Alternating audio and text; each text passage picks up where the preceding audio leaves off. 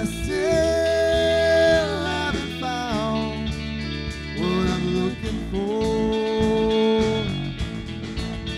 But I still haven't found what I'm looking for. I have kissed honey lips, felt the healing in her fingertips. It burned like a fire, this burning desire. I have spoken with the tongue of angels. I have held the hand of a devil. It was warm in the night, I was cold as a stone. But I still haven't found what I'm looking for. But I still haven't found what I'm looking for.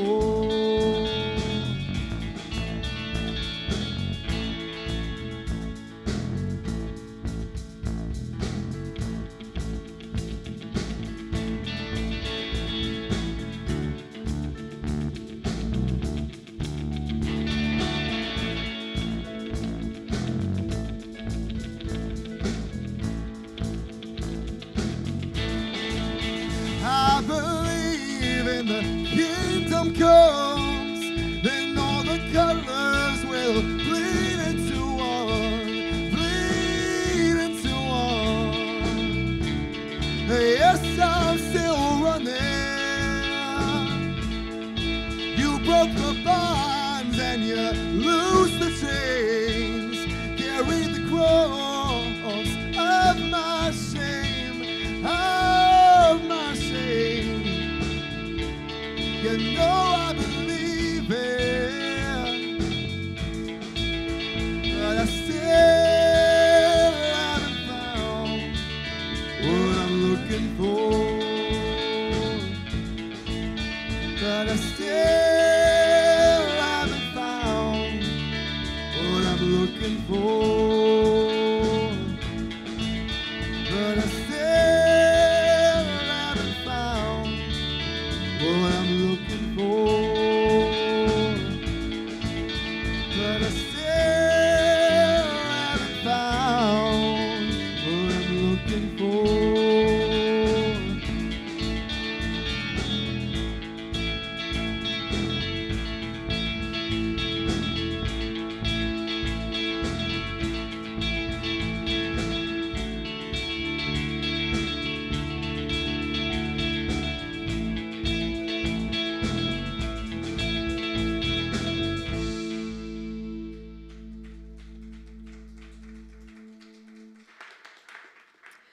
Well, good morning, everyone, and welcome to Church 321, our last day of a 11 o'clock service. Woo, we're so excited.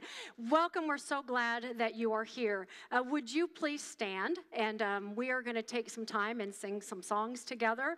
And again, it's just a great opportunity for us to take our individual voices and to come together as a unit, as a corporate, as multiples that become one. And to be able to declare together the cry of our heart, the desire of our heart, the struggle of our heart together. So would you pray with me? Jesus, thank you so much for this beautiful day and this beautiful morning, that we can come and to be in your presence, and we can find what we are looking for, because you did say, if you will seek me, you will find me. And Jesus, this is the perfect place for us to be, to seek and to find and to know. So God, would you be pleased with all that is said, all that is sung? May we be so aware of your presence this morning. We commit this time to you. We commit ourselves to you. Give us eyes to see, give us ears to hear, and a heart to embrace your truth. In Jesus' name, amen.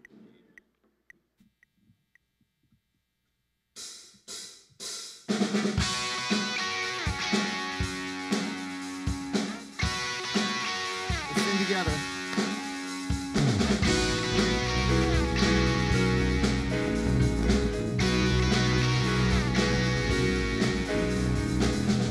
God above all the world in motion, God above all my hopes and fears. I don't care what the world throws at me now. Gonna be alright.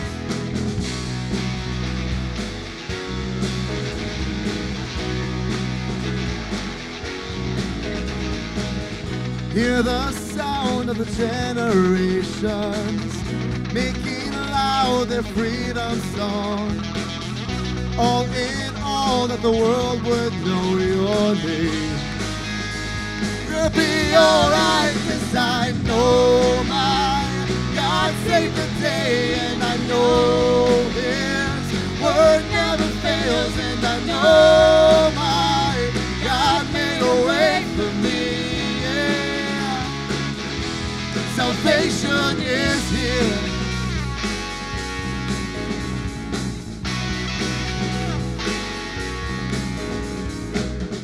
God above all the world in motion, God above all my hopes and fears.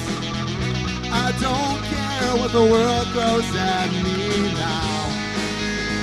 You'll be alright, 'cause I know my God saved the day, and I know His word never fails, and I know my God made a way for me. You'll be alright, 'cause I know my God saved the day, and I know His word never fails, and I know my God made a way for me. Yeah. Salvation is here.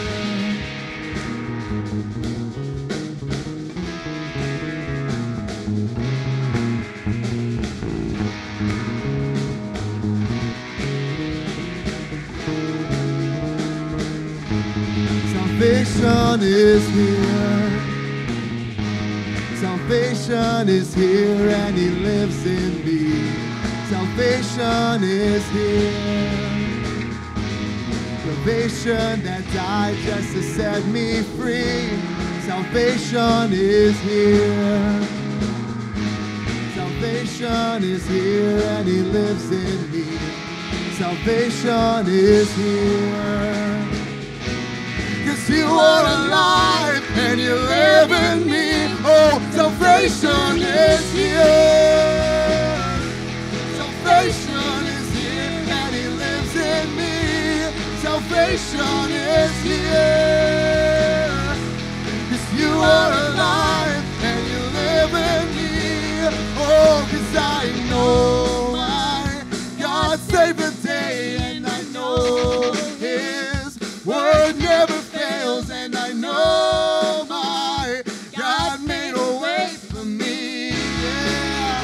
It's gonna be alright, 'cause I know my God saved the day, and I know His word never fails, and I know my God made a way for me. Yeah. Oh, salvation is here. Salvation is here, and He lives in me. Salvation is here. Yes, you are alive and you live in me. Oh.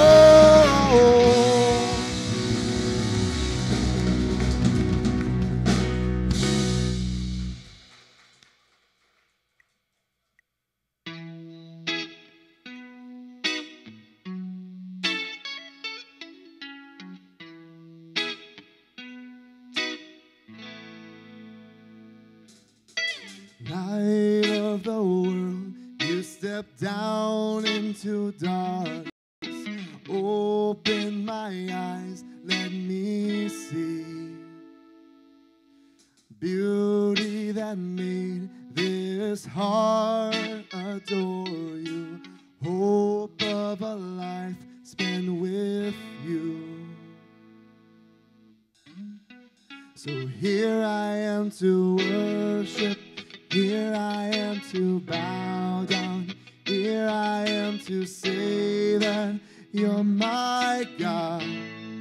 You're altogether lovely, altogether worthy, altogether wonderful to me.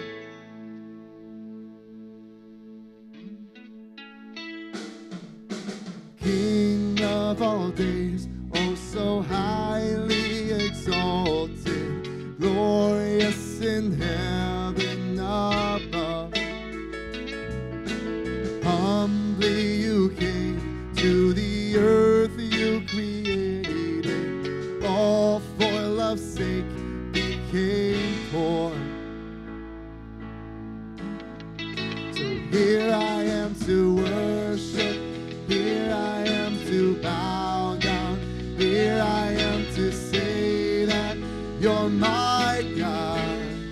You're altogether lovely, altogether worthy, altogether wonderful to me. I'll never know how much it costs to see my sin upon that cross. I'll never know how much it costs to see my sin upon that cross. I'll never know how much it costs to see my sin upon that cross. I'll never know how much it costs to see my sin upon that cross. Here I am to worship, here I am to bow down, here I am to say that you're my God. You're altogether lovely, altogether worthy, altogether wonderful to me. Here I am to worship, here I am to bow down, here I am to say that you're my God. You're altogether lovely, altogether worthy, altogether wonderful to me. Here I am to worship, here I am to bow down, here I am to say that you're my God. You're altogether lovely, altogether worthy, altogether wonderful to me. Oh.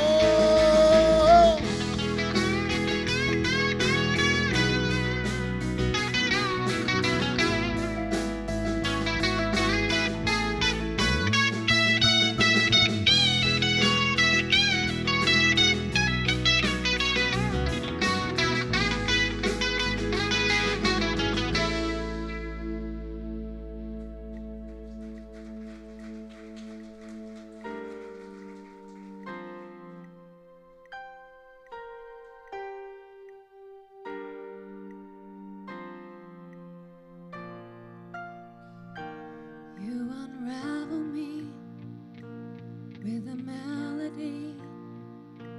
You surround me with a song of deliverance from my enemies, till all my fears are gone. I'm no longer a slave to fear. I am a child of God. I'm no longer a slave to fear. I am a child of God.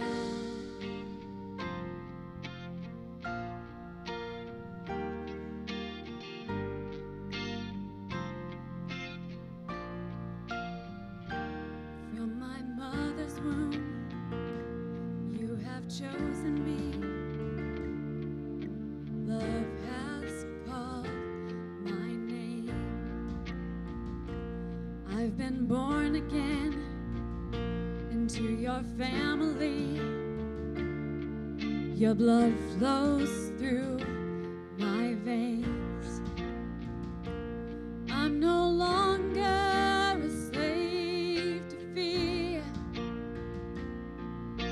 I am a child of God.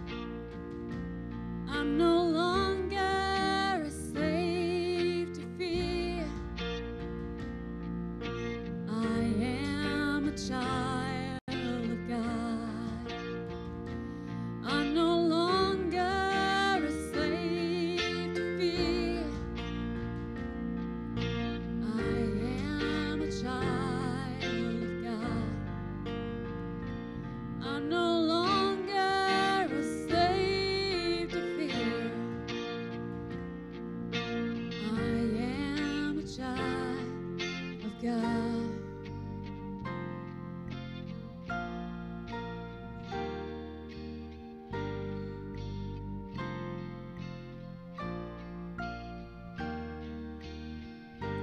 I am surrounded by the arms of the Father. I am surrounded with songs of deliverance. We've been liberated from our bondage. We're the sons and the daughters. Let us sing our freedom.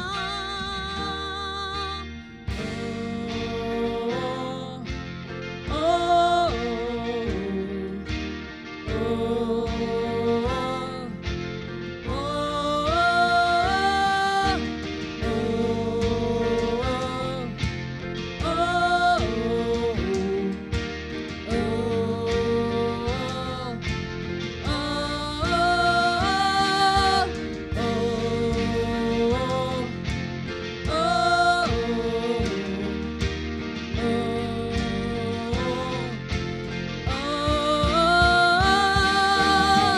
you split the sea so I could walk right through it.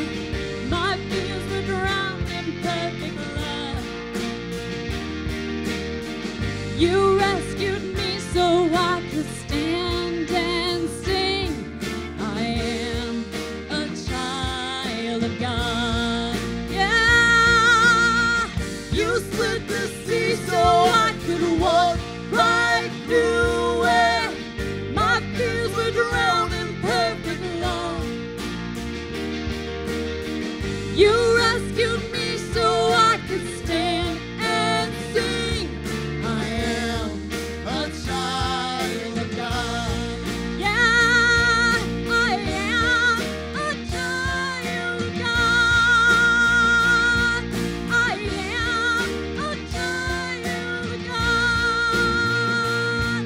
I am a child of God. Yes, I am. I am a child of God. Full of faith, yes, I am a child of God.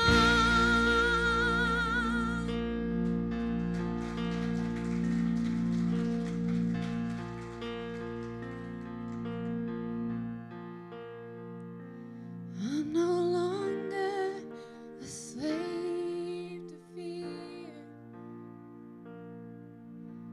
I am a child of God. I'm no longer a slave to fear. I am a child of God. Thank you all so much for singing with us. You can have a seat.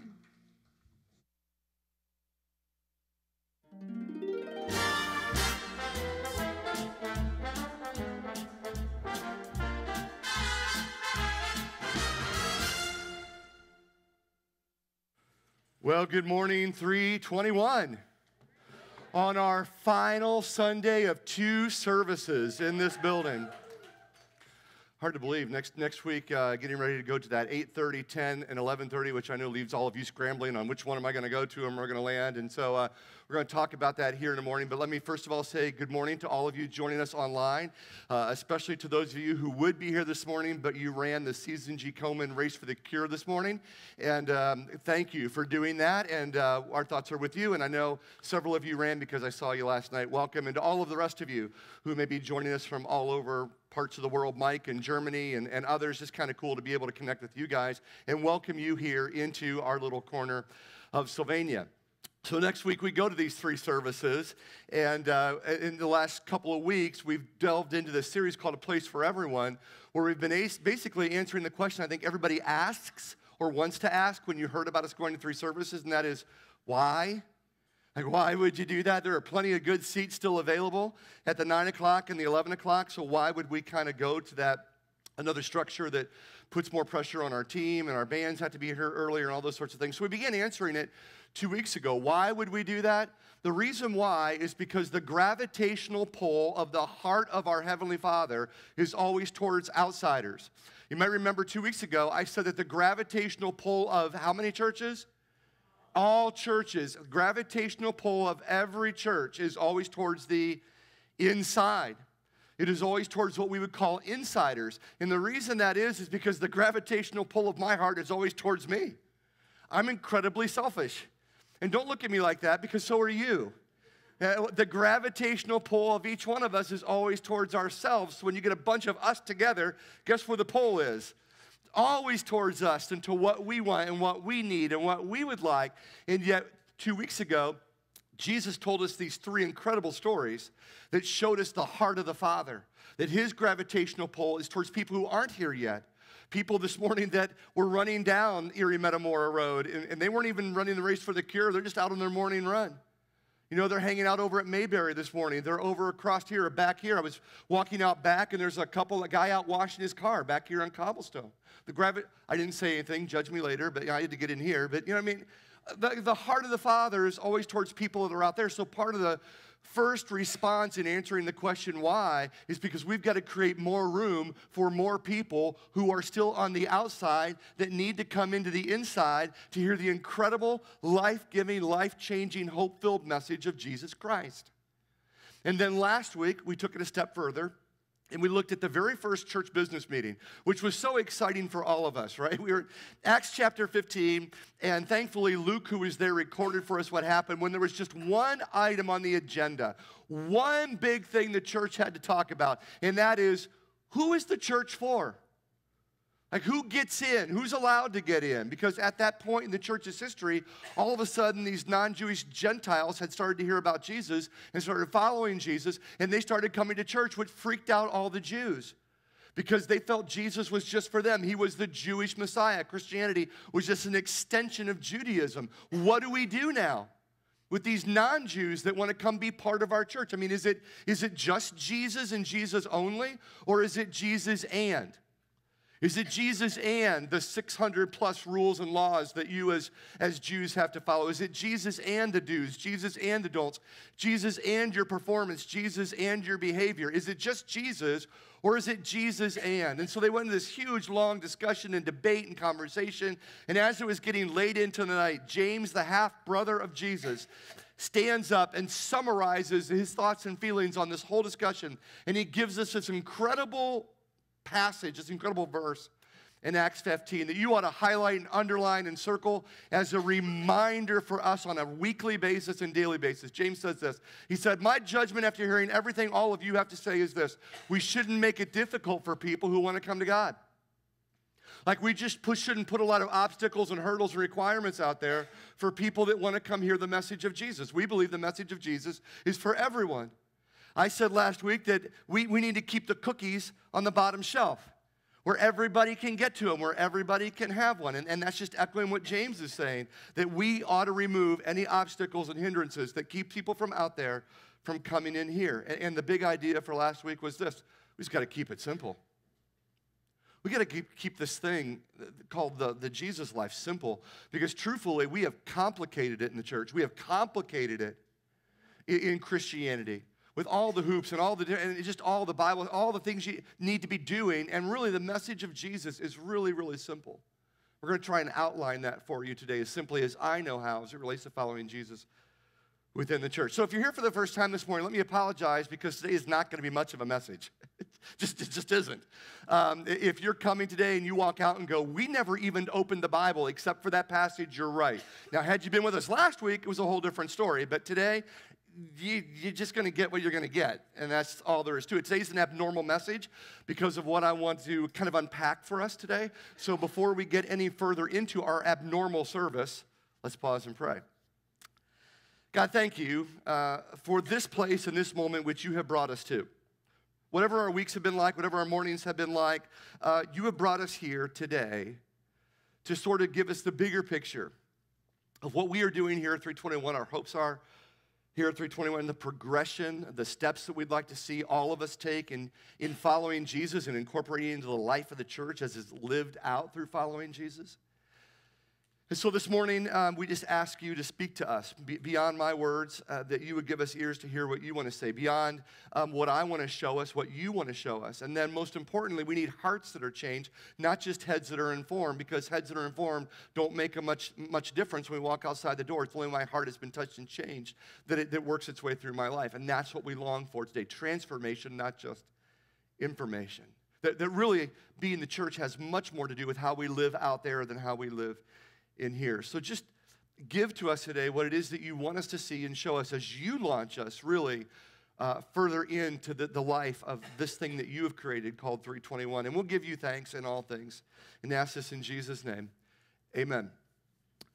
Question, how many of you enjoy putting puzzles together? Yeah, look around, put your hands up, you sick people. Look, these are people. Like the apps on your phone are actually like those puzzle games, like those stupid wood blocks that you have to rearrange all the time. I'm not one of you. I can appreciate it, but I am not one of you. A couple Christmases ago, my mom had this brilliant idea that, like in my family, we have this downtime over the Christmas season. So she bought a giant puzzle home. And as my brother came home from New Jersey and my sister came home from Arizona, we were all together. She's like, well, after the presents and stuff, you guys, as you hang out during the day, can put this puzzle together.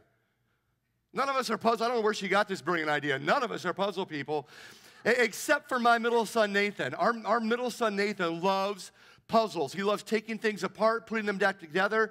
He is the ultimate Lego creator. In fact, I still buy Legos. Now, I know my man card just went this way, but guys, let me bring it back up. The Lego I bought most recently was the Formula One Ferrari car. So, right back up, there it goes, right? I literally bought it at Toys R Us last week with Nathan. And then I came home and said, here, Nathan. And I left because it frustrates the crap out of me. But Nathan's like, there you go. Like, wow, that was amazing. Set it on my shelf because that was just cool. He loves putting puzzles together. And there's those of you in this room, I don't get you, but you love doing the same thing. So for those of you who love puzzles, let me ask you a question. What's the very first thing you do when you put a puzzle together? What? Okay, what else? Corners? Borders, yeah. I'm going to argue and say I think there's another step you have before that. Yes, you look at the box. Like, what's this thing supposed to look like when I put it together? When our boys were little and they dumped all those Legos all over the floor, which inevitably we as parents step on, right? And we have blessed words that come out of our mouth when that happens. You know, you look at what it is what it's supposed to look like in its finished product. This morning, I'm going to give you the big picture on the front of the puzzle box. Like, what does life look like and what does movement look like here at 321? And if you're sitting this morning, you wouldn't call yourself a Christian or a church person, you're not religious, you might be spiritual, I think today's really good for you to be here because this gives you sort of a behind-the-scenes look at what we do, because we understand that people still on the outside of what we do here have some really crazy ideas about what it is that we do inside of here. You're going to hear about that actually a little bit later from someone who's been coming for a couple of months about what they thought life was like on the inside of here and what they've experienced since coming into 321. All right, so I'm glad you're here. You get to look behind the curtain. And then for those of us who would call ourselves insiders, like you're saying you are part of 321, it is crucial for you to understand the progression of how we do things, because we do not create programs at 321. We do not do programs. We create steps and environments for people to take steps in following Jesus. And today I'm going to kind of lay the path out for you for where we want you to go. So let me launch into that by asking you this question. How many of you have ever invited somebody over to your home for like drinks or dinner or just to get together for dessert? 5 of you have done that. That's remarkable. Yeah, or let me ask this. How many of you have gone to somebody else's house because you've been invited by the 5 people who put their hands up today saying that they actually do this? Yeah, we've experienced this all the time. You know, you meet somebody here at church, or maybe you bump into them at work, or they move in next door, and you kind of hit it off when you talk with them. So the next thing you know, you're asking them, hey, why don't we get together and have drinks? Why don't you get together and come over to our house? Let's have dinner. And what happens is, you know, you go to their house on the scheduled night you're supposed to be there, and you show up, and the first thing you do is you knock on the door, right, or you ring the doorbell, and they come to the door, and what happens next may be the most important thing that happens in the evening. How you are greeted in the entryway really sets the tone for the course of the rest of the night. Right, we were at dinner a couple weeks ago with Paul and Jamie Pfeiffer, who were here at 9 o'clock, and we've known Jamie for a long time. We were just getting to know Paul, and so we got to their house a couple weeks ago, and it was awesome. We got to the front door. Their dogs were there to greet us. Jamie was there to greet us. Paul said, hey, can I get you something to drink? And it was what happened in the entryway in those first couple of moments set the tone for the entire course of the conversation. Now, some of you have arrived at somebody's home where the person who answers the door is flustered and out of breath because they just got home from work, they forgot you were coming, you showed up, and you know it, right? Or worse yet, you're one of us husbands, and you didn't even know your wife invited somebody.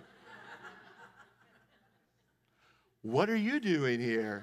My wonderful introverted self would say. Right? And you kind of sense that. You kind of sense it whenever you walk into a new environment, what the feel or the vibe. That was really 70s there, but it's kind of cool, actually. You know what the vibe is for that environment that you're stepping into. Those first couple of moments in the entryway, the foyer of somebody's house, sets the tone for the evening. And Jamie and Paul were awesome. How they greeted us and how they welcomed us set the tone for the course of the evening. So here's what I want you to think about. When it comes to Sunday mornings, when it comes to when? Sunday mornings, when it comes to what we're doing right now, what next week will be 8:30, 10, 11:30. What we're doing on Sunday mornings is our four-year experience at 321. It's our entryway. It is the first step. People that you've invited or outsiders have, most of them. I mean, some of them might come to some other things, but for the most part, 90% of outsiders make their first-time experience at 321 what you're sitting in right now, this church. Which is why we have determined as a leadership team and a program team to do everything we can to remove any hindrances or roadblocks or obstacles that outsiders might feel coming inside this exclusive kind of group, right? This group that they feel is at least is exclusive because they don't know how to act. They don't know how to dress. Again, you're going to hear about this really, really well put in just a few moments. So this is why when you come in on Sunday mornings, we do not have a dress code. I'm trying to remove that hindrance. And I thought about that. Sherry and I realized that there was a mom from a former student of ours at Cedar Creek that heard we had started a church. We live in West Toledo, just so you know. And we saw them at one of our high school events, athletic events, and saw her. And she said, hey, I'd love to come out to your church. I just don't think I have clothes good enough to come to your church. Why? Because some people's opinions, their thoughts about church, especially, let's be honest, folks, especially about a Sylvania church, is I've got to be something that I'm not sure I can be in that part of town. And I'm like, well, this is pretty much it. Like, this is the attire for Sunday. I am trying to, it sounds terrible. We're trying to dumb things down as much as we can so that people come in and they feel welcome. We opened with U2 today. Why? Because I love U2. I mean, I love you too, but I mean, you know what I mean? Because for a lot of people, they're already assuming I'm not going to know the songs. I'm going to sit there and do the watermelon cantaloupe leaps and things so everybody thinks I know what I'm doing. It just made it comfortable. This is why we have a cafe. It's one of the primary reasons we have a cafe. So when people come in, I want them to step into an environment that looks familiar, sounds familiar, smells familiar.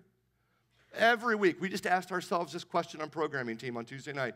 Is there anything that we are doing on a Sunday morning that might make it difficult for people on the outside to come inside?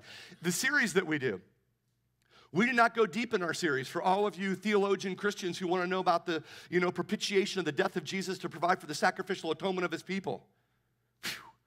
We don't talk about that in here. Why? Because that's an obstacle. That's a hindrance to people on the outside. We form things in such a way that I say, well, Luke was a Jewish, non-Jewish, Gentile, first-century follower of Jesus. I know you know that, but outsiders don't know that. And they don't know that the Bible is not a book. It is a collection. You don't have to start in Genesis. We don't take up an offering. It freaks me out as a pastor when I go to other churches and they take up an offering. I'm always looking at Sherry going, do we give here? Do we not? I mean, we love the church, but do we? And so I sat there going, so why do we do it on Sunday mornings? It was a huge gamble for our leadership team to do that. Can we trust that people will give when there's no offering bucket? We're just trying to make it easier. This is why we rarely do communion. Everybody asks, what about the sacraments of the church? We do those at what we call our worship experience. Because you know what makes you feel like an outsider more than anything else is when I stand up here and go, we're going to have communion, and oh, by the way, if you're not a follower of Jesus, just let it go by. Because you feel like everybody's looking at you. I didn't take anything. And it just...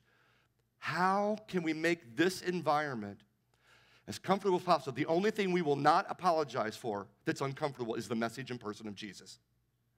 I'm going to allow you to stumble over that one. I'm going to allow you to struggle with that one. I'm going to allow you to have to really beat that. I am never going to apologize for the message and person of Jesus. Everything else, I want you to be able to come in here and be on cruise control. So Sunday morning is our foyer, it's our entryway. The big word I want you to think about when it comes to Sunday mornings is the top word here. We want everybody to feel welcomed. Everybody.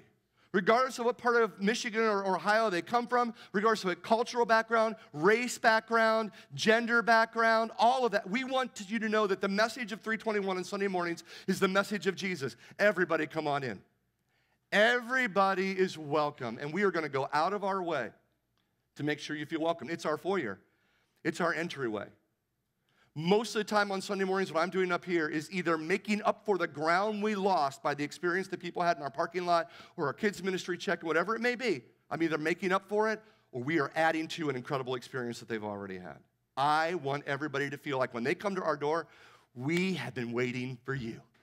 We've been getting ready all week for you to come. I was here last night getting ready for this morning. Larry Sprague was here cleaning the auditorium. Why? We've been waiting for you to come. We're making sure the house looks good. Everything is cleaned up. Garbage cans are empty. I was rehearsing last night trying to get this message down to a half hour. God bless me. Because every Sunday is somebody's first Sunday. And we are just excited as anything that you are here. We've been waiting for you. That's our entryway. That sets the tone for whether people come back next Sunday and whether they stick and stay. So after you've been in the foyer for a little bit, you've been greeted by the host couple. Typically, the next place you head is the living room. They invite you into your house, and you come and you sit in the living room. You know what happens in the living room? In the living room, you get to know each other. In the living room, you start having conversations. They kind of start very surfacey at the beginning, kind of shallow. It's just, what your day has been like or those sorts of things. But the more you talk, the more you make these relational connections, these bridges that you make. We were at, again, Paul and Jamie's a couple weeks ago. And Paul shared with me, he's a veterinarian. Well, you guys don't know this. When I was in junior high, I wanted to be a vet. And then I found out I was allergic to cats. Well, how do you do that? I would love to be a vet that says dogs only. That'd be awesome. Just you cat people, the problem. So I found out Paul was a vet, and then he said, oh, by the way, I've done 17 Iditarods. I'm sorry, what? Yeah, I have served on 17 Iditarods. I have serviced the dogs on the Iditarods. Man, that took another hour. I am learning more and more about Paul. Then I learned he was a craft brew guy. Let's talk about that. In the living room, you go from being a face and a name to being known as a person. Now they find out a little bit about your life. They find out a little about your family. They find out a little bit about your story.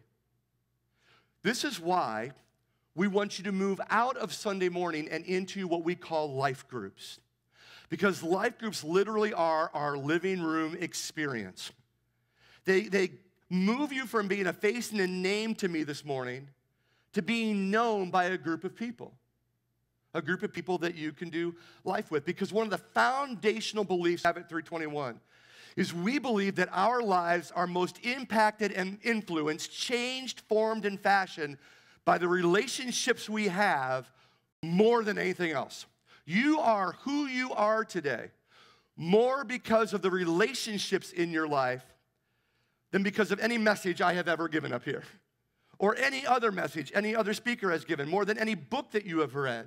If you were to talk to somebody in this room who's been a follower of Jesus for any length of time, they will easily tell you the 4 to 5 people who have impacted their lives long before they will tell you about the 4 to 5 blogs or podcasts or messages. Our lives are shaped and influenced by relationships. Jesus' life, the life of Jesus and his followers were shaped not just by Jesus' time with his boys, but the guys' time together.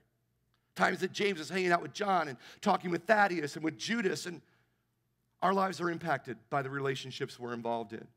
Your life will be informed by being in here. I'm telling you, it'll be transformed when you step into a life group. I want you to hear Brendan's story. Before I was involved in community, I had a tendency to be pretty isolated. My preference was generally to spend time alone. I'm kind of a loner, still am a bit of a loner, but the more time I spent alone, the more I found out that I became, at least my thoughts and my attitudes became more dark. I became more selfish, more arrogant, egotistical. The world revolved around me because I spent so much time by myself. Once I got involved with a group of other people, it started bringing out different sides to my personality. And the more time I started spending in relationship and in close relationships with other guys, the more I started to see that there are parts of me that need to come out or that are being exposed. My heart started awakening to the fact that I really want to develop more of an intimacy with the Father, as well as an intimacy with close friends, other guys who are on the same path that I am.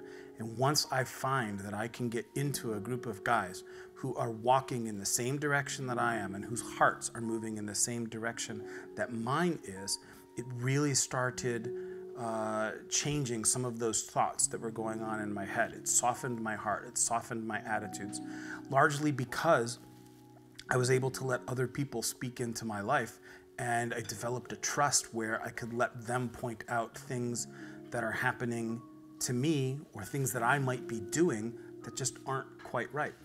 I've come to really believe that we're meant and designed to be in community. We look at our own God. We're worshiping a Trinity. We're worshiping a God who is in and always has been in a community himself, and we are made in his image.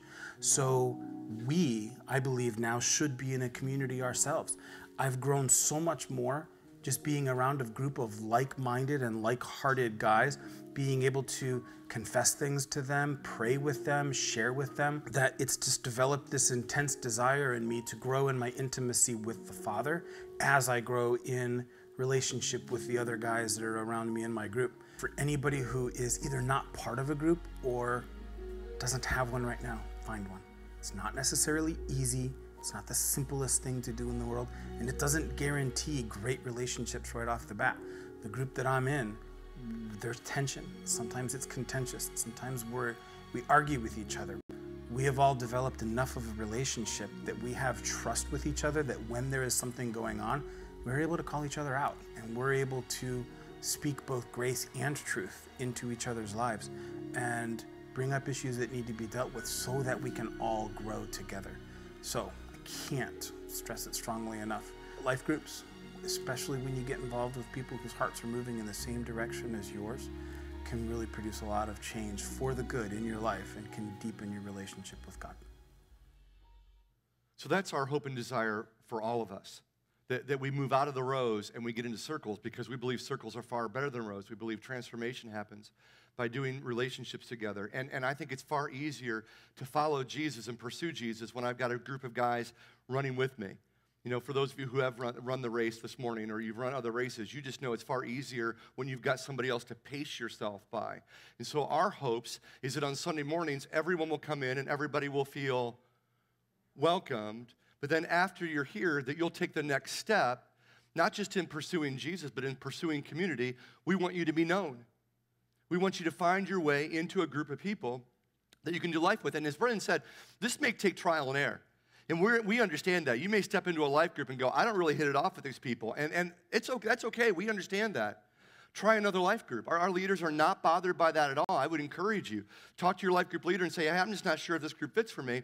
And if they've been around us, they're going to go, well, here, let me point you towards Kathy. Let me point you towards Brennan. Maybe that's a group that will fit. Make your way into a life group because relationally, we need these people around us. Here's the other thing I realized, and Brennan talked about as well. For a lot of us, making that step into a life group, into a smaller group, is really, really difficult. In here, we can hide. It's really easy in a mass of people. But to step into a smaller group, man, that's a huge risk, especially if you're a guy. Especially if you're a guy. Girls, you almost exist in community. For us guys, we've almost been told the opposite thing. That we're to be self-made men, we're to be independent, we're to be on our own. And it's the greatest lie towards masculinity that exists. We are created for community. We are created guys for brotherhood, which is why for so many guys, the movie Band of Brothers resonates so closely with us because of that connectedness.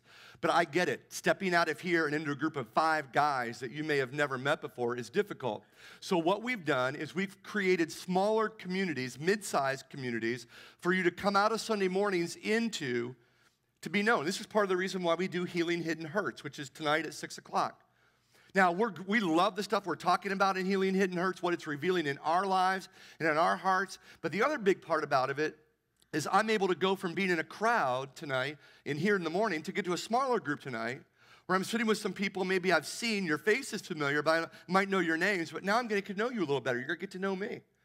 This is one of the reasons we do Financial Peace University, not just to help you with your finances, but to put you around a table with some other couples that, oh, I kind of recognize you. Or maybe you don't because you come to the 11 and they go to the 9. And you get to know some people. These other smaller communities, the Beth Moore studies, they're going to begin in October. These are not programs. They are steps for us. Steps out of the foyer and into the living room where I can get to know other people and they can get to know me. Because we believe relationships are the strongest bonds that we can have. And by the way, you're sitting in a church that started as a life group 10 years ago. A group of guys came around me and have lived life with me. It's guys I've known for 20 years, but 10 years ago. I still meet with those guys tomorrow night. And I'm the most contentious person in that group. That's who they're dealing with that Brennan's talking about. He should have just said my name. Because it's me. But these guys love me. They've given grace to me. They speak life to me.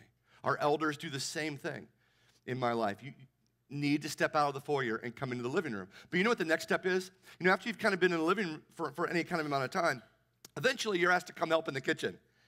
Eventually you're asked to come help in the kitchen. This was a big monumental moment in the life of my wife because we had been married for a while before my mom finally invited Sherry to come help her in the kitchen. That was monumental because my mom did everything. Probably because she's a perfectionist, and thank you for that gift. But she also just has a heart that is like, I need to do everything for everybody else. That's the way she serves people. So when all the family would gather, she would do everything. She'd make the food, she'd set the table, she'd clean up afterwards. The day she invited Sherry into the kitchen, we were all like, oh, this is... She was finally family, even though my mom sat at our wedding. She finally was invited into sort of the sacred space that my mom had in the kitchen. And Sherry was asked to help get things ready, help prepare. And then it went to another level where Sherry was asked to help bring things, like bring something for Thanksgiving, bring something for the Christmas meal. And now my wife moved from being asked to help to being asked to contribute. See, when you're invited into the kitchen, you are being told, I need you. We need you. We need you because there are other people at the door that need to be welcomed in. We need you because there are other place settings that need to be put down for more people that are coming to the table. In the kitchen, you're needed. So let me just be very honest with you this morning. We need you at 321. Now, here's the thing. We don't need you just to take up space in a seat. I mean, that's great. I love that you are here. I love that you're in life groups and smaller groups. But we need you to help serve. We need you over in 321 Kids or 321 Kids. We need you in First Impressions, which are our people at the door. We don't even have a host team for our auditorium yet. We just don't have enough people on that team. I've told Christy, cover the doors. Let's make sure the doors and the information and guest table are covered. Our cafe is always in need of people. Josh in student ministries and Drew in junior high ministries. Our production team, our band, our buildings and ground. There are so many places around here where we need you to join our team to create the environments and to create the steps that people who aren't here yet need to take when they finally come here. We need you as part of the team. And here's the great thing about serving on a team. I have always been a team guy, even though I'm an introvert and pretty good all on my own. I love being parts of teams.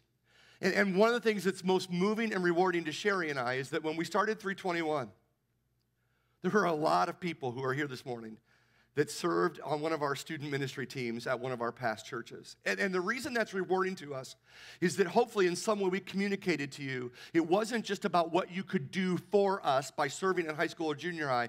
We genuinely loved the relationships we had with our team. So when we came here, they came here, and they're here with us now. Because even in our serving teams where you're needed, you get to be known. Take a listen to Taryn's story.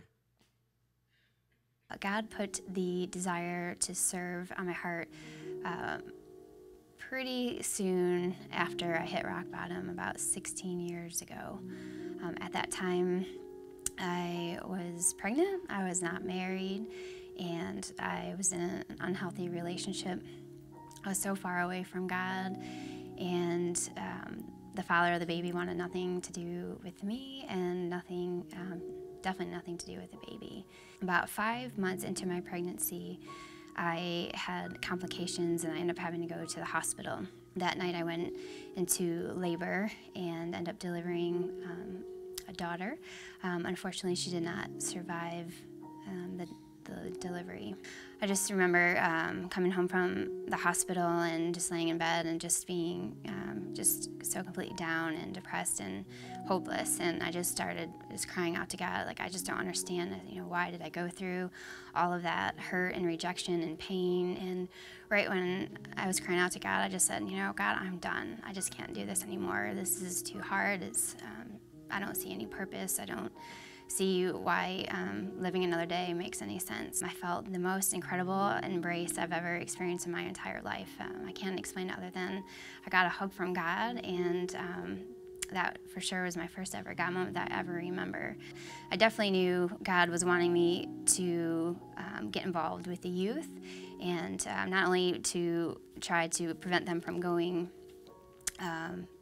the wrong way, but also to share the experience that I had with God, that this is our Heavenly Father that loves us so much, and He really does reach out to us. Fast forward 8 years later, my schedule had changed. I took a different job, and so now I had an opening where I could actually volunteer. And at the church I was going to at that time, they said, hey, come take a test drive in any of the ministries that you'd want to try to serve in.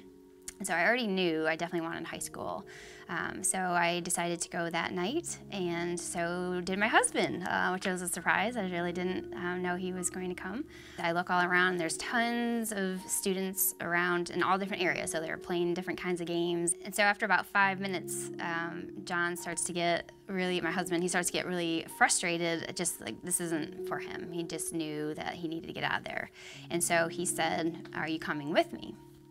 And I had a decision to make that night, but I decided to stay. At one point at the very end, we were split up into 2 separate groups. The leader started sharing his testimony, and it was so powerful. And right at the end, he gave an opportunity for anybody else to share their story.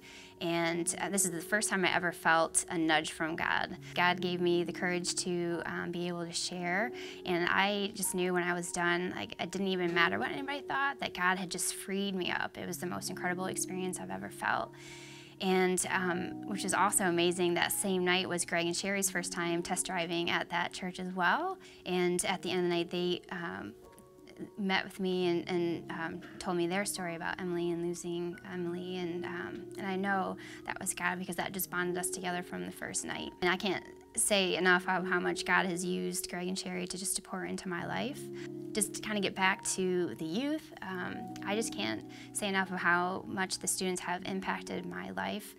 Just hearing their stories and being able to be a part of their journey and watch them grow in their faith. And I've been volunteering with high school kids for 9 years now, and it's been absolutely incredible. I still have so many relationships. Even the first class that graduated, one of the girls is now in my ladies' life group. There's another girl that I walk with on a weekly basis. And it's so crazy when you look back and you see how, if I wouldn't have decided to go that night, or if I wouldn't have decided to stay, just what I would have missed out of what God was doing in my life. You know, before I used to be so afraid to tell my story and share my testimony, because I was so ashamed, and God has taken that and said, hey, give that to me. I don't want you to be ashamed anymore. That's your story, that's us together. And now, when there's an opportunity to share my story, I'm excited, because you get to see all what God's doing in my life. And literally, when you say yes to God, there is nothing better in this lifetime. There really isn't. When you can experience God, when you can see what He's doing on a daily basis, when you can share that with other people, it's so incredible. All right, so this is a big gamble, but I thought I was going to take it while we were telling Taryn's story. Because so many of us who have served alongside of you have been served by you. If you today have been impacted by Taryn's life, just stand where you are. Come on, there's several of us here that have all been impacted by your life, Taryn, because you stepped out and decided to serve. All right, sit down. I got more to talk about. Never would have anticipated, never would have saw that. And by the way, John's now serving in high school ministry, so we eventually just sucked him into the vacuum that is student ministry. And I know so many of us step into these things serving with what we think we need to give, and yet what you find is God gives back again and again and again and again. And our lives get formed and fashioned by being known by a group of people. So step into Sunday mornings and be welcome. Step out into smaller groups and get known. Step into a serving team and be needed and be known. And here's another way that you are needed. I'm not going to apologize for this. We need you to contribute financially. We do, and I'm not talking about the People Matter campaign. That's great, and we are moving forward with that. They surveyed our parking lot this week to get ready to build out there on a week-in, week-out basis. Listen, we are fine to maintain where we are. If we are like your typical church, 20% of us are providing 80% of the funding that the church needs for its weekly operating budget. But we want to be better than that. We need to expand beyond that. We'd like to add more staff. We would like to offer student ministries and children's ministries more opportunities financially to do things to expand their programs. We would like to do things to strategically impact Sylvania, because we are in Sylvania and we are for Sylvania. That's something we're going to start saying over. We are for Sylvania. But to do that, we have to expand our financial base. And when it comes to giving around here, for insiders, we've always just said 3 simple things. Pick a percent, make a plan, put it into action. I'm not going to tell you it has to be 10%.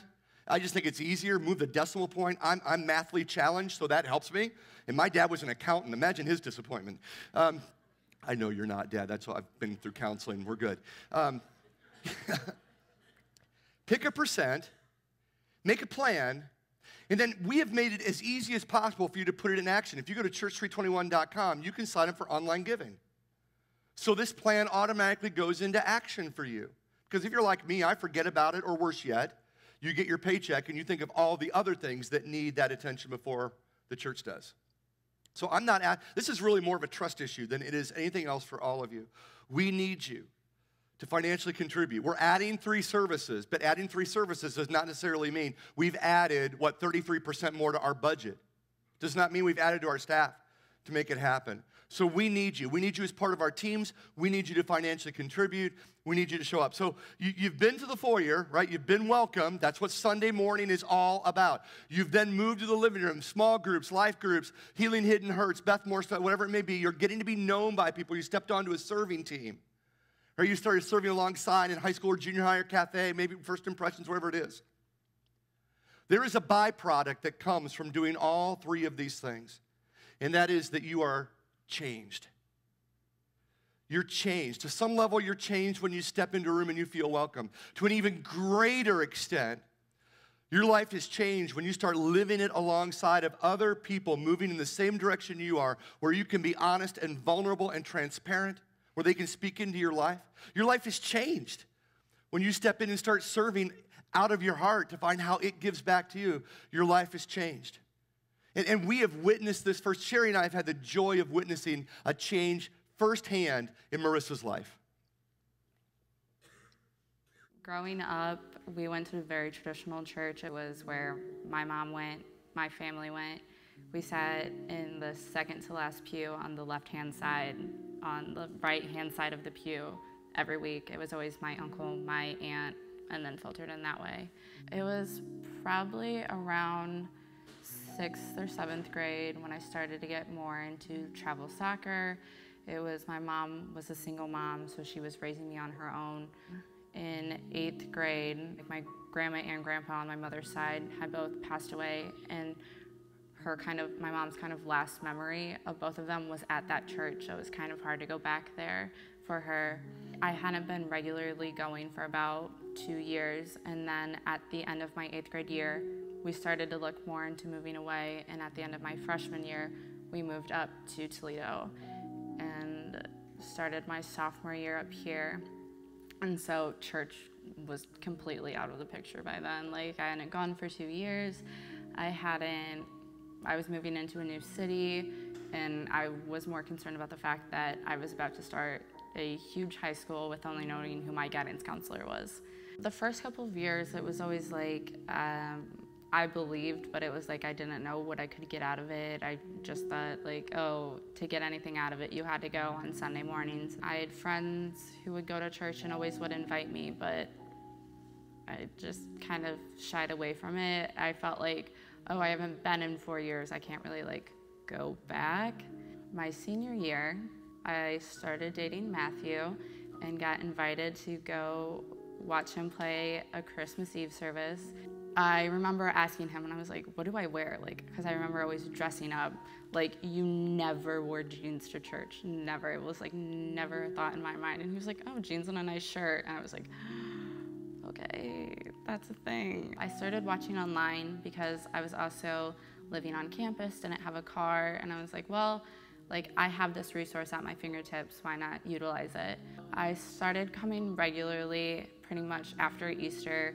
It was probably like, I want to say my 3rd or 4th time coming in, and after hearing, if you go to the left as you exit, we have all of these free Bibles to give away, like make sure to like pick them up, we've given this many away. I had asked my mom, do you have a Bible that I could use? And she gave me this one, and it was ancient. I can't use this. It was also very like paper thin, like very Bible page, and I was like, okay, I'm gonna rip this. I remember like coming in, and I remember just standing in front of the wall, and I'm like, okay, I know these are free, and I was just standing there for like 2 minutes, and I'm like, okay, I can grab it. Like, it's okay to like reach out and grab it, and I was like, is some like sensor gonna go off? Is someone be like, oh my gosh, I can't believe you picked it up, like, congratulations. And I was like, okay, and I was like, I just gotta grab it, just have to grab it. And I like picked it up, and I just like kind of looked around, and I was like, okay.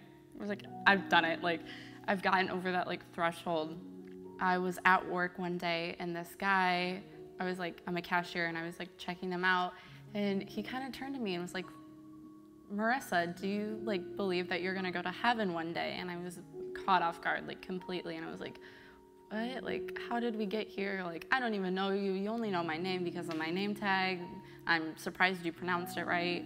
And he's like, I was like, yeah, like, I think so. And he's like, no, like, I'm serious. Like, do you think you're going to, like, go to heaven one day? And I was like, you know, like, I've changed a lot, like, in the past 6 months compared to the, like, past 4 years. I don't want to be 27 and be just now, like, finding out what this is and how amazing it is when I'm already going and, like, kind of already have my toes dipped in the water. And I was like, well, maybe like I can start reading the Bible and getting more out of it. Like, you know, I've had it for the past 4 months now, and I've not done anything with it. but I did not use it as a coaster. It sat nicely on my bookshelf. And I started reading it front to back. And I remember I was with Matt one day and he goes, "Are you reading that front to back?" And I was like, "Yeah, like," and he's like, "No, you can't do this." And I was like, "Well, why not?" And I forget what passage he turned to and he's like, "Just read this, like you need to read it." And I was just like looking and I'm like, this is so bad. And I was like, I'm gonna spoil everything. Like I can't skip ahead. And I remember reading it and I was like, I get it. The first time I did something that was beyond a Sunday there was a spring cleaning day. I remember I was like, okay, I don't have anything going on. I can go out and do this. And I remember getting here and I was one of the first people here because I like being early to things when I remember what time they are. And I remember that was the first time that I met Josh and got to talk to him and realized how funny he was. And I talked to a couple other people and just realized these people are going outside of just Sunday morning. Why can't I? It's just one day. Ever since coming here, it's been a lot of loose ends have been tied together, and it's been a lot of, I can reach out and I can get an answer. It might not be in the way that I want it or the way that I thought I needed it, but there's always going to be some certain way that I'm going to get something out of it. And I know that it goes beyond just prayer time on Sunday morning. I know that he'll be there 24/7, that this is something that isn't for now, it's for life, and that I can get a whole lot out of it. Been so cool to watch Marissa's story, and I think there were a couple things that popped out to me when we were doing the taping. Number one, she started watching online. She's where many of you are this morning. You've not been in here yet to join us, but you're kind of checking things out online. And because she didn't have a car and it was at UT, she said, well, I can at least start watching online. So she started watching, and that kind of gave her more of an idea of what we do in here. So she ventured into here, and it stuck. And she's then stepped out of Sunday morning and started serving. She didn't even mention this. The day she was coming to serve, she thought Sherry and I were coming. She thought we were going to be here. We weren't here, which just freaked her out all the more. She didn't know anybody. But it was cool to watch so many of you come around and get to know her. And this is one of the reasons why we even say on the wall back here that we believe church is better 7 days a week than just one. Experiencing life with each other out of here. And I think it's also good for many of us who've been longtime insiders to hear what first-timers coming to the church feel. You wouldn't ever think about the Bible that way, or the fear that we have such a different perception of this place because we've lived in it for so long. And I would actually encourage you, make sure you come back, but go visit other churches, because some of us forget what it's like to be a guest and not know where things are. So we want people to be welcomed on Sunday morning. If they don't get anything more out of Sunday morning than they feel like they were in a welcoming community, that's our win. But eventually, listen, there is more life outside of these rows in circles. We want to get you into relationships with people, whether it's on a serving team or in a life group or in a smaller community. And then we want you to know that we need you. We need you to recreate this experience all over again for the other people that are coming. One of the things that I hear from time to time, and not a lot, thankfully, since we started 321, but I understand it. A lot of times people who come on Sunday mornings will say, I need more on Sunday mornings. I wish Greg would go deeper on Sunday mornings. And I really do understand that. I'm not offended by it. I get it, because that is what you want. The problem is if I go where you want, and we start talking about the propitiation of the death of Jesus Christ by sacrificial atonement, and Marissa will not understand that. I could use chalk and stick figures, and it's just not going to make sense. We have got to keep things so simple in the entry. We are going to create other spaces like that for you. But here's the great thing. Christians, right, long lifetime Jesus followers, I'm glad that you can glean things from Sunday morning, but the great thing about the day and age in which we live is there are podcasts and blogs and books and online messages for you to feed yourself. And if we have not taught you how to feed yourself, then we have failed. So if you are a lifelong Jesus follower and you come in on Sunday mornings, here's what you need to hear from me. I do not need you to come and consume. We need you to come and contribute. I need you to come and say, you know what, I'm probably going to get something out of the morning by how I interact with people, by how I serve, but I'm coming to contribute to making this whole thing work on Sunday morning for the people like Marissa that are walking in for the very first time, coming back to church going, I've not been here in years. What do I wear? And where do I sit? And then we need others of you to move into that. I need to contribute by opening my home for a life group, by starting a life group, by creating connecting points, because some of you people are those weird extroverts that we have in here. I don't get you and understand you. I'm grateful for you. But you love having those people around. Boy, we need you to contribute, create more connecting points, and we need you to serve. And so on your seat today is a first serve form. And we've made it easy for you this morning. We've actually put a pen with it. If you've already filled one out, if you've already are part of a serving team, just let it sit. But as we wrap up here, I just want you to take a moment. What are 2 or 3 areas that you might just be interested in checking out? And we understand it may not be a good fit for you. That's why we call it a first serve. You are not obligated to second serve. Just go to the first serve. Let me just go check it out. And maybe you're going to need another serve. Maybe you'll need another week back in that ministry to check things out. We often told people in our student ministries, come back for week 2, because week 1 is just you're just trying to get used to what's going on. You know, but step into some of these other areas, and then just leave it on your seat, fold it when you're done, leave it on your seat, and our team will pick it up afterwards. So, folks, that's the big picture of movement and progression and steps at 321. From Sunday morning, being welcomed, into smaller groups where I can be known, into serving teams where I am needed. And if I pause long enough, I might look back and see how God has radically changed my life all along the journey. Because that's what happens to people who decide to follow Jesus. Get it? Let's pray. Father, this truly is a journey with Jesus. It's not a set of do's and don'ts, and it's steps that we take. As we learn more about him, as we discover more about him. And I am so grateful for the many who come on Sunday mornings. I really pray that above anything else they say, they could say this place is genuine, it is welcoming, they're the real deal. That's the greatest compliment I think anybody could pay us on a Sunday morning. And we're never going to apologize for the Jesus stumbling block, because Jesus, you said you would be. And we've made it a point to make you that contemplative point, that point of decision, that point of separation from belief about God to belief about Jesus. Did he actually rise from the dead? And did his resurrection make a difference, not just in the world, but in my life? And so I pray that all of us today will consider what my next step is. What's the environment I'm currently comfortable in, and what are you challenging me to step into? Whether that's life groups, whether that's Back Tonight for Healing Hidden Hurts, whether it's Financial Peace University. Take that next step. For others, it is filling out this first serve form and saying, let me join a team. Not just to accomplish a task, but to connect with a group of people. Just help us take these steps of welcomed, known, needed, and changed. We pray all these things in Jesus' name. Amen. We have been everywhere. From the highest peaks to the deepest fathoms. We have seen everything, from the smallest elements to the farthest corners of space. We have built empires, defied gravity, conquered the elements. We have cured diseases, made a heart beat again, made the impossible possible again. Who are we? We are humanity. And there is no limit to what we can accomplish together.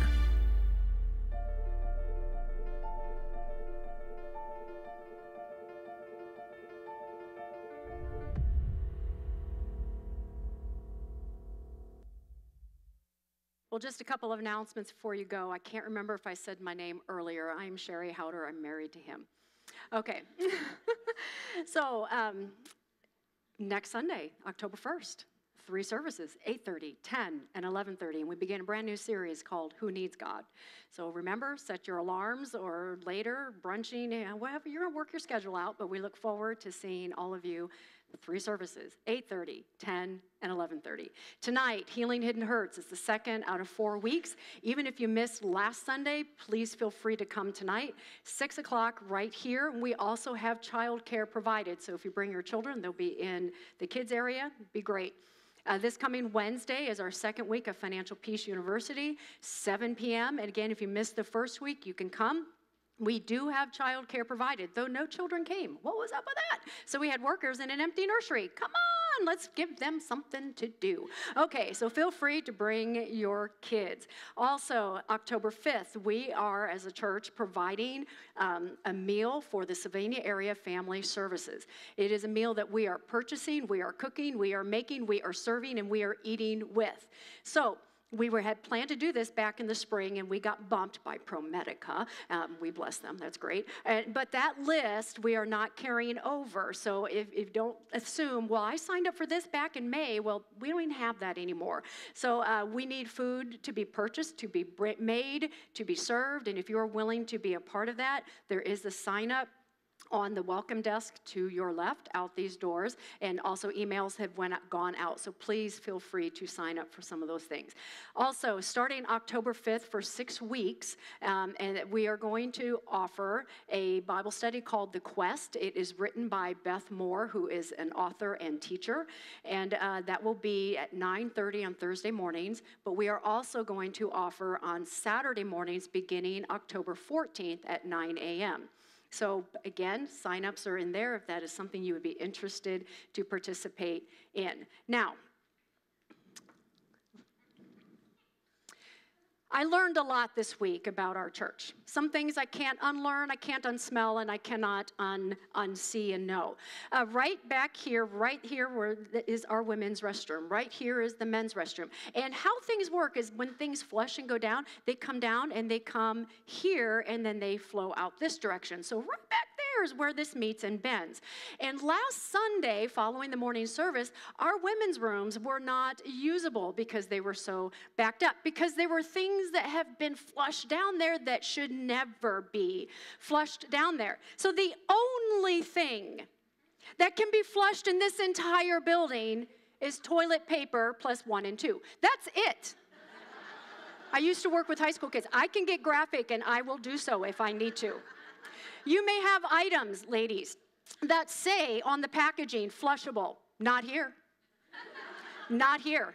It may work in your home. It will not work here. In fact, when our gentleman, the Able Drain, came on Thursday, he had to pry that open down there. He had to go get at different times to get bigger and bigger equipment, and he was this close to bringing in a jackhammer to tear up, I'm not kidding you, to tear up this floor to clean out these drains.